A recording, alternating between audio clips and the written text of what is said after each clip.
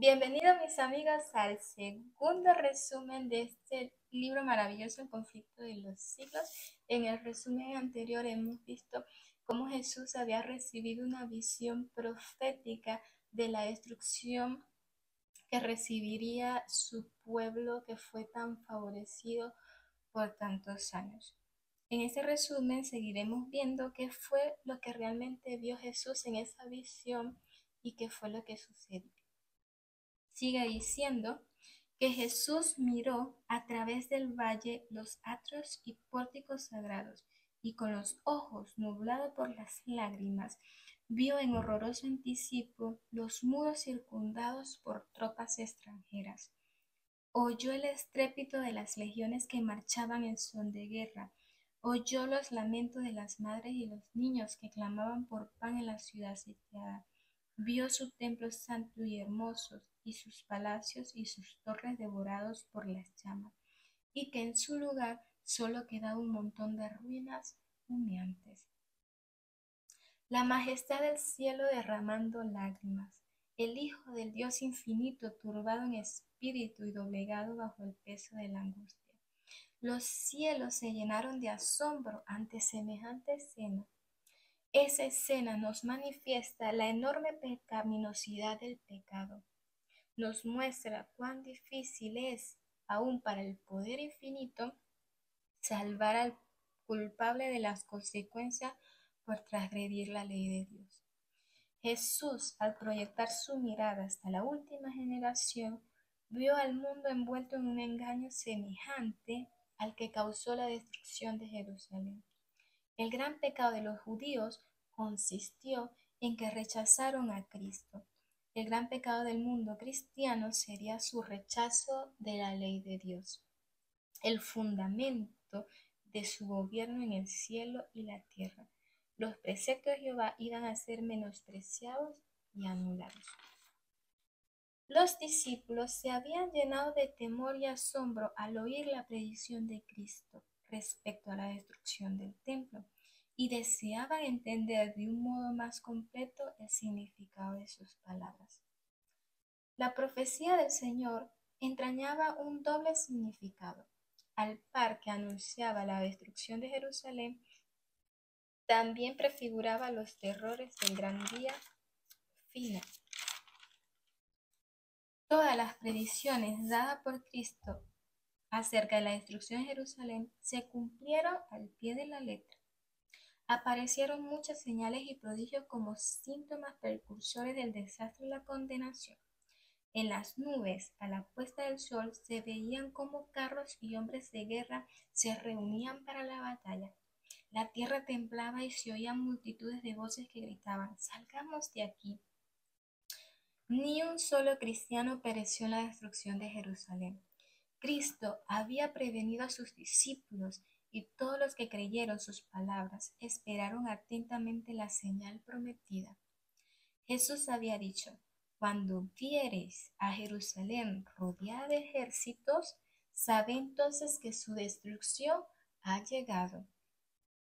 Entonces los que estén en Judea huyan a los montes, y los que estén en medio de ella váyanse». Después que los soldados romanos, al mando del general Cestio Galo, hubieran rodeado la ciudad, inesperadamente abandonaron el sitio, cuando todo parecía favorecer un asalto inmediato. La misericordia de Dios había dispuesto los eventos para bien de su pueblo. Ya estaba dada la señal prometida a los cristianos que aguardaban, y en ese momento se ofreció una oportunidad a todos los que quisieran en obediencia a la advertencia del Salvador. Los sucesos se desarrollaron de modo tal que ni los judíos ni los romanos hubieran podido evitar la huida de los cristianos. Habiéndose retirado Cestio, los judíos hicieron una salida desde Jerusalén para perseguir a su ejército. Y entre tanto ambas fuerzas estaban así empeñadas, los cristianos tuvieron la oportunidad para dejar la ciudad. Espantosas fueron las calamidades que cayeron sobre Jerusalén cuando el sitio se reanudó bajo el mando de Tito. Miles murieron como consecuencia del hambre y la pestilencia. Los esposos robaban a sus esposas y las esposas a sus esposos. Los hijos quitaban a sus padres ancianos la comida que éstos llevaban a la boca. Con gusto, Tito habría hecho cesar tan terribles escenas y ahorrado a Jerusalén la plena medida de su condenación. Como en trance, miró desde lo alto del monte de los Olivos el magnífico templo y dio la orden de que no se tocase una sola de sus piedras. Antes de intentar apoderarse de esa fortaleza, dirigió un fervoroso llamado a los líderes judíos para que no lo obligasen a profanar con sangre el lugar sagrado. Pero vanos fueron los esfuerzos de Tito por salvar el templo.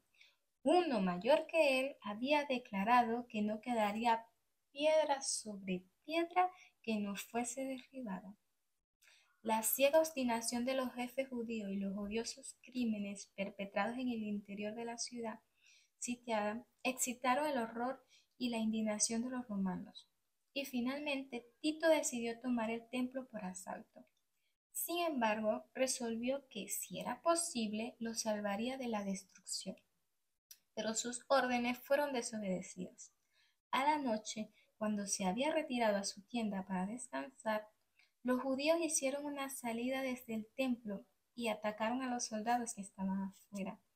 Durante la refriega, un soldado romano arrojó un leño encendido por una abertura en el pórtico e inmediatamente ardieron los aposentos enmaderados de cedro que rodeaban al edificio santo. Tito acudió apresuradamente, seguido por sus generales y legionarios, y ordenó a los soldados que apagasen las llamas. Sus palabras no fueron escuchadas. Furiosos, los soldados arrojaban teas encendidas en las cámaras contiguas al templo y con sus espadas degollaron a gran número de los que habían buscado refugio allí. La sangre corría como agua por las gradas del templo. Miles y miles de judíos perecieron. Tito vio que era imposible contener el furor de los soldados y con sus oficiales entró y supervisó el interior del edificio sagrado. Su esplendor los dejó maravillados y como el fuego no había penetrado aún en el lugar santo, él hizo un último esfuerzo para salvarlo y salió precipitadamente y de nuevo exhortó a los soldados a que impidieran la propagación del incendio. Pero ni siquiera el respeto al emperador bastaba para apaciguar la furiosa animosidad contra los judíos.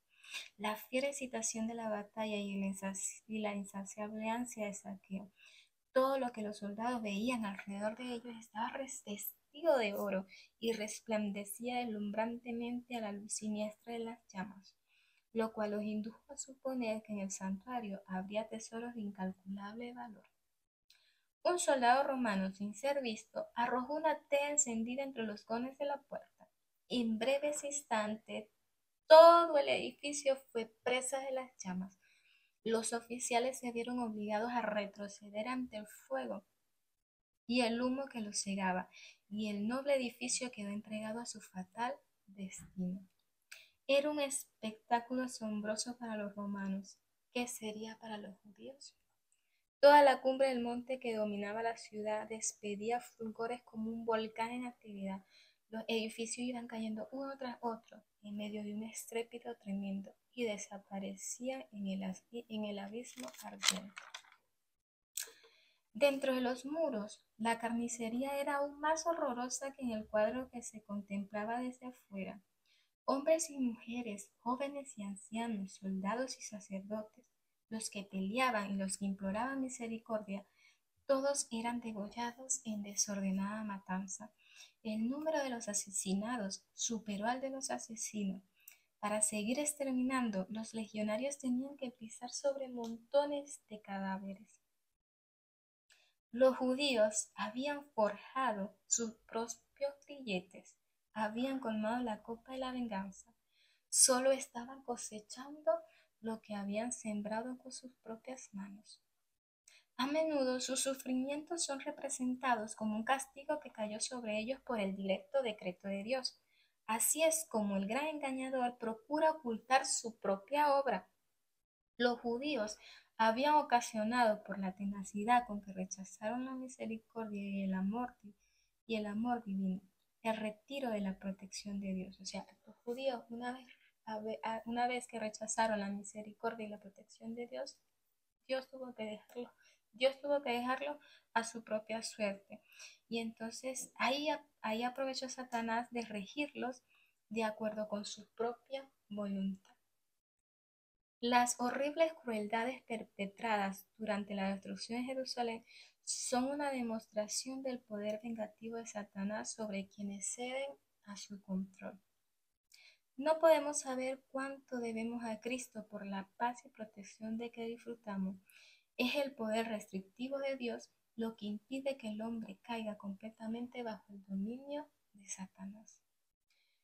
Dios no asume nunca para con el pecador la actitud de un verdugo que ejecuta sentencia contra la transgresión, sino que abandona su propia suerte a los que rechazan su misericordia para que cosechen lo que han sembrado. La profecía del Salvador referente al juicio que iba a caer sobre Jerusalén tendrá otro cumplimiento, y la terrible desolación del primero no es más que un pálido reflejo de lo que será el segundo.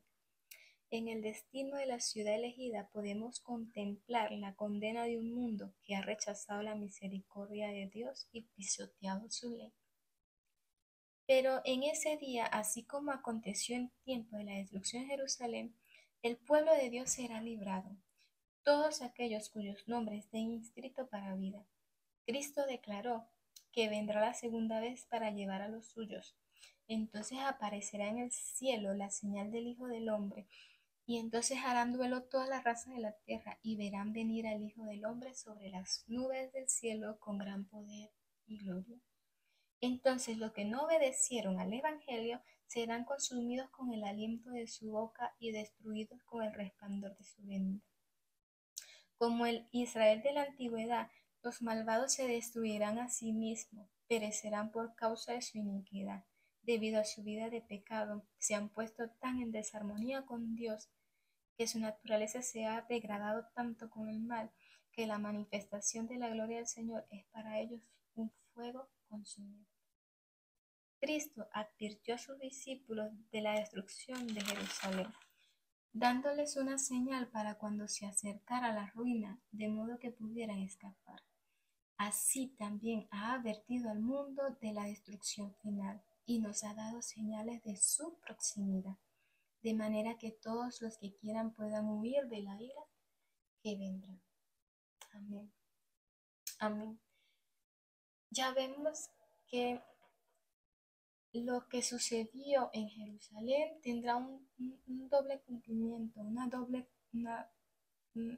doble cumplimiento, o sea, la destrucción del mundo final. Y así como Cristo le dejó señales a sus discípulos cuando se acercara la destrucción de Jerusalén, también nos ha dejado señales para cuando se acerque la destrucción de este mundo. Se ha cumplido lo que Cristo profetizó sobre Jerusalén, y también se va a cumplir lo que ha profetizado para este mundo. Así que, mis queridos amigos, es momento de que nosotros podamos tener una conexión con Él y podamos estar atentos a sus señales. De lo contrario, vamos, vamos a sufrir una gran desolación. La verdad es que no quisiera ser partícipe de esa destrucción, y tampoco me gustaría que ustedes lo fueran. Hemos culminado el resumen del primer capítulo de este libro. Ya vendrán más. Espero que puedan estar atentos a los próximos capítulos. La verdad es que es un libro extraordinario que revela lo que ha sucedido antes y lo que sucederá en el futuro. Así que espero que sigan estando atentos a los próximos vídeos. Dios me los bendiga. Un saludo.